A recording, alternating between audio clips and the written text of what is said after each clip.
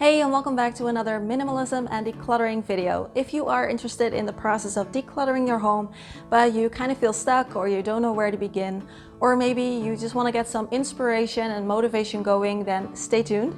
I've got 10 questions for you that you can ask yourself when you're decluttering that can help you to make decisions easier and also just take your decluttering to the next level. And if you've watched more videos like this, I have only included questions that go a lot further than the ones you usually hear.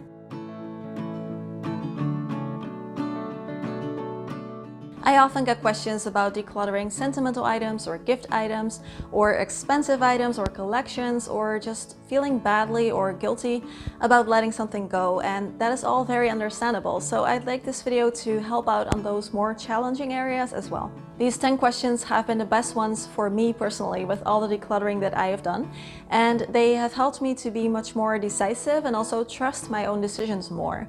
So let's begin with the first. Question 1. What would my life be like if this item was never in my life to begin with? When you're deciding what to keep and what to get rid of, there are all these different factors that come into play, different conflicting emotions or arguments or opinions, and it's very natural for you to feel confused by all these things that are going through your head as you're trying to decide what to do with an item.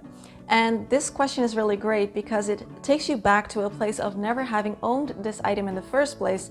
Therefore, it eliminates all these distracting thoughts and feelings. If you imagine your life where you never owned this item, would there be something missing?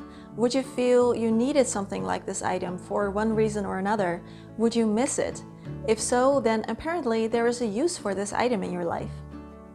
But maybe you realize that no, you would not miss it, or you wouldn't even think about it, or you would manage perfectly fine without it, or even that you would feel a little bit relieved because you wouldn't have had to deal with this item in the first place. And if that's the case, then probably it would be a good idea to just make the decision right now and declutter it. Is this really me? Sometimes the ideas we have about ourselves in our head or about who we would like to be do not necessarily reflect reality, and it is perfectly okay to be 100% happy with the real you instead of some fantasy version of yourself. So if you have items like this around, then ask yourself, is this really me? Or is this who I thought I should be? Or is this who I want others to think I am? This is often the case with certain hobby items. So maybe you once thought that you were a musician, so you have all these musical instruments lying around, but you hardly ever pick them up and use them. Or maybe you have lots of artistic stuff or sporting gear or cooking equipment. So ask yourself, is this really me? And if not, then you can feel okay about letting go of it. It is just stuff and it's not forever. It doesn't say anything about you. And you may have many more identities in life. Some you keep, some you let go of. They've all served you well, and it is now time to move on. Where does the value of this item lie for me?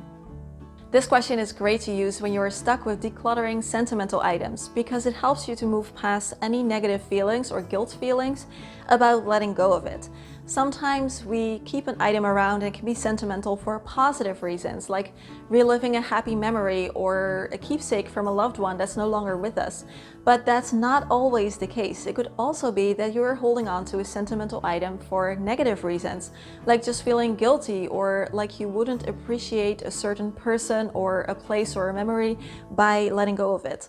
So ask yourself, where does the value of this item lie for me? And maybe if you pick it up, you relive happy memories, or it helps you to remember a loved one and have like maybe a quiet moment of contemplation thinking about them. And this can really help you to get down to why it is that you're having such a hard time parting with it. And if the reason is something positive, then just keep it around. That is perfectly fine. Also, I'd love to know what your biggest decluttering challenge or obstacle was and how you ultimately overcame it, because I know that we have a lot of people in this community with decluttering experience, so it would be great if you could share your experience in the comment section down below so that it can hopefully help and inspire others who read it. Number 4, if I was out shopping right now, would I buy this at the price I paid for it? One category of items that I find personally the most difficult to declutter is expensive items. And especially with clothing, if I know that I paid a lot for it, even if I don't really wear it, it is so difficult to let go of it because it feels like such a waste. And what this question does is it allows you to think about the item rationally without succumbing to something called the sunk cost fallacy, which basically means the justification of further expenses because of previous expenses. So what this means is you've already paid so much for the item and you want to get your money's worth and you feel like you haven't gotten your money's worth yet. So instead of making the rational decision to cut your losses and move on, you instead continue to pay for something with either your time or money or attention. Keeping an expensive item around that you are not really using or enjoying means that you are continuing to pay for it with space and time and attention. And just because an item used to cost a lot does not mean that it should cost you any more. So if the answer to this question is no, then see if you could maybe sell it, get some money back for it, or if not, just give it away to someone that you know personally who really appreciates it, or even donate it, because not having an item like that around anymore is worth so much more.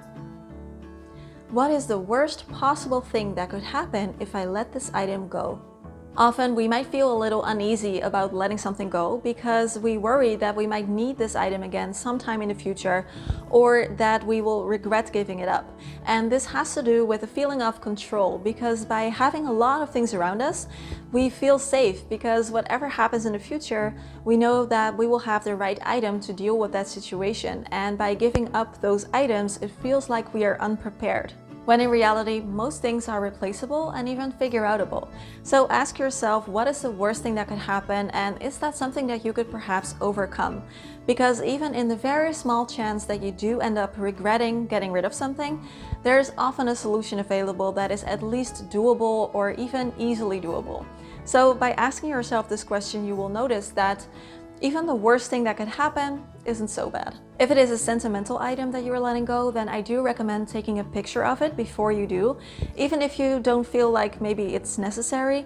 And this is something that I always do because it helps me to know that if I do ever end up missing this item, there's always that picture available for me to look at. Question number 6, does this item deserve to play a role in my future? When it comes to deciding whether or not to keep an item, there is no such thing as not making a decision. Because even if you think like, I'm not going to make a decision about this for now, I'm just going to keep it around, that is a decision to keep it around. So even postponing decisions means that you are making a decision to hang on to it for now. And this also means that you are taking it with you into your future. So ask yourself if this item actually deserves to play a role in your future. Do you think like it will assist you in your happiness going forward? Or will it maybe detract from your happiness in any way? And take this seriously because it is your future. And by not making a decision, that means that you could perhaps be robbing yourself of a future where you live in a space that you were actually very happy to be in. What if this wasn't a gift?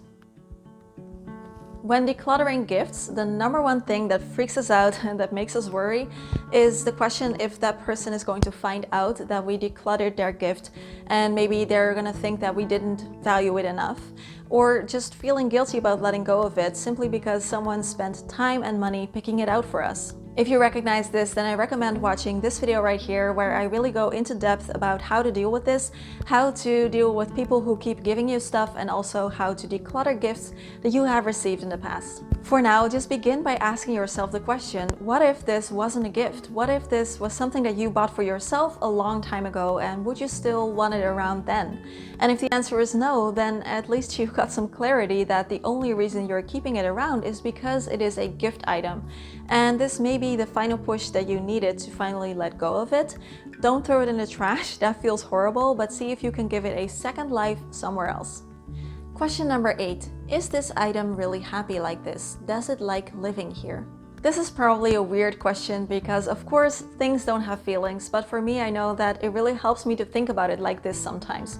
So if you have this item that's been sitting in your home somewhere for years, waiting for you to make up your mind and decide its fate, do you think that this item is happy there, and does it like living there? A personal example. So I used to have this kimono that I bought on my first ever trip to Japan. I was 18 at the time and it was so special to me. It was a rather cheap, touristy kind of kimono, but I still really loved it, and I figured maybe I could wear it, in a costume party sometime. Ultimately, I ended up keeping it around for about 10 years, never having worn it, and it was just in this box wasting away at the bottom of my closet. Ultimately, I just thought that there must be a better place for it than in that sad little box, and every time I did end up seeing it, I got sad too, so neither of us was happy with that situation. So if you have an item like that in your home, then see if you could maybe be happier living somewhere else in your home or in someone else's home. Number 9. If I were to move to a much smaller place, somewhere where I would not be able to fit the entire collection, how many items would I still absolutely want to bring with me? This is great for decluttering or thinning out certain collections that we might have. So think about actual collector's items, but also like clothing or makeup or nail polishes or books or records or even things like herbs and spices. Sometimes things can kind of go out of hand a little bit and we kind of want to thin it out, but each item holds value and we don't know which ones to choose. When moving to a smaller place, obviously we have to be a lot stricter with what we bring with us because it's not all going to fit. And also I feel like moving makes us look at our stuff more realistically because it is a reinvention period and it is a chance to start fresh. And although moving is not something that we can do often, it is something that you could pretend to do and then base your decision on that feeling.